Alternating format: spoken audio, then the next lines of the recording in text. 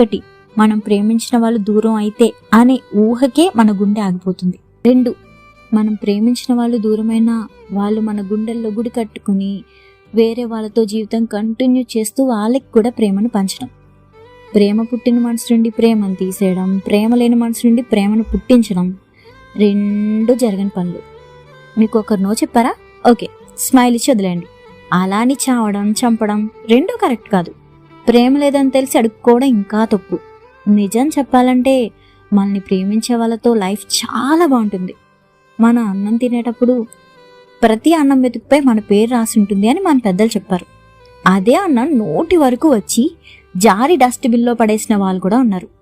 అంటే మనకి ఏది దక్కాలో అది దక్కుతుంది. మన లైఫ్లో ఎవరు రావాలి అని రాసిపెట్టి ఉందో వాళ్ళు వస్తారు, కానీ కొంచెం వెనుక ముందు అంతే. ప్రతి మనిషి ఇక్కడ సెల్ఫిష్గానే ఉంటారు. పిల్లలు సక్సెస్ అయితే పేరెంట్స్ హ్యాపీగా ఫీల్ అవుతారు. కొందరు ఏదైనా లోపంతో పుడితే వదిలేసిన పేరెంట్స్ కూడా ఉన్నారు. లైఫ్ ఇచ్చిన పేరెంట్స్ని ఓల్డ్ ఏజ్ హోమ్లో పెట్టిన వాళ్ళు ఉన్నారు. మన సక్సెస్ని చూడలేని ఫ్రెండ్స్ కూడా ఉన్నారు. మన లైఫ్ గురించి మనమే పోరాడాలి. మన లైఫ్ మనం చచ్చేంత వరకు పోరాటమే.